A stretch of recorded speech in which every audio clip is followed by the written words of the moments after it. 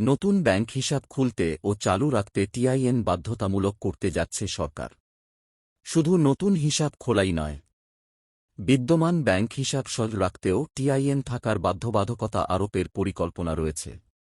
করের আওতা বাড়াতে এবার ব্যাংক হিসাব খোলার জন্য ট্যাক্সপেয়ার আইডেন্টিফিকেশন নম্বর টিআইএন বাধ্যতামূলক করতে যাচ্ছে সরকার। শুধু নতুন হিসাব খোলাই নয়, বিদ্যমান ব্যাংক হিসাব সচল রাখতেও টিআইএন থাকার বাধ্যবাধকতা আরোপের পরিকল্পনা রয়েছে। তবে শিক্ষার্থী, সরকারি ভাতাভোগী এবং গেজেটের মাধ্যমে কর অব্যাহতি পাওয়া ব্যক্তি ও প্রতিষ্ঠানের ক্ষেত্রে এ বাধ্যবাধকতা থেকে ছাড় দেওয়া হতে পারে বলে জাতীয় রাজস্ব বোর্ডের এনবিআর সূত্রে জানা গেছে। বর্তমানে দেশে বিপুল সংখ্যক ব্যাংক হিসাবধারী রয়েছেন যাদের টিআইএন নেই। যদিও টিআইএন না থাকলে ব্যাংক আমানতের সুদের ওপর বেশি হারে উৎসে কর দিতে হয়। এতদিন টিআইএন নেওয়া বাধ্যতামূলক ছিল না। ব্যাংকারদের মতে, টিআইএন বাধ্যতামূলক করা হলে ব্যাংক হিসাবধারীর সংখ্যা এবং ব্যাংকিং চ্যানেলে লেনদেন দুটিই কমে যেতে পারে।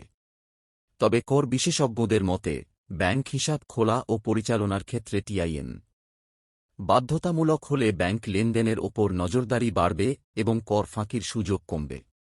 এদিকে এনবিআর ব্যাংকের তথ্যের সঙ্গে সরাসরি সংযুক্ত ইন্টিগ্রেটেড হওয়ার উদ্যোগ নিয়েছে।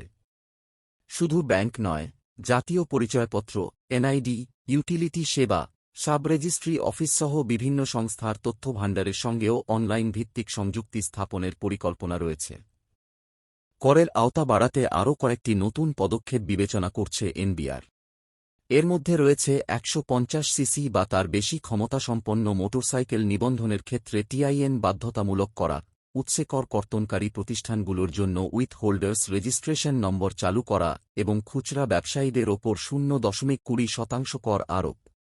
এর আগে ক্রেডিট কার্ডধারীদের জন্য টিআইএন বাধ্যতামূলক করার পর ক্রেডিট কার্ড গ্রহণের হার কমে গিয়েছিল।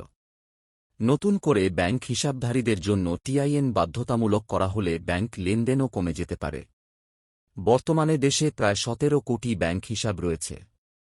তবে অনেক ব্যক্তি ও প্রতিষ্ঠানের একাধিক হিসাব থাকায় প্রকৃত হিসাবধারীর সংখ্যা কত তা সুনির্দিষ্ট তথ্য পাওয়া যায়নি।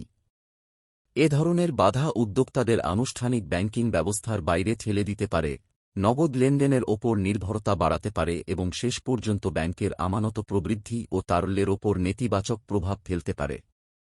কঠোর বাধ্যবাধকতার পরিবর্তে সরকারের উচিত প্রথমে একটি নগদবিহীন লেনদেন ব্যবস্থার দিকে অগ্রসর হওয়া, কর রিটার্নে ডিজিটালভাবে ব্যাংক হিসাবের তথ্য প্রকাশের সুযোগ তৈরি করা এবং নির্দিষ্ট সময়সীমার মধ্যে ধাপে ধাপে কর ও ব্যাংকিং ব্যবস্থার সমন্বয় ঘটানো। জাতীয় সম্পদ সংক্রান্ত তথ্যভাণ্ডারকে কর রিটার্নের সঙ্গে পুরোপুরি একীভূত করা গেলে কর ফাঁকি রোধ এবং করদাতার পরিধি বাড়ানো সহজ হবে।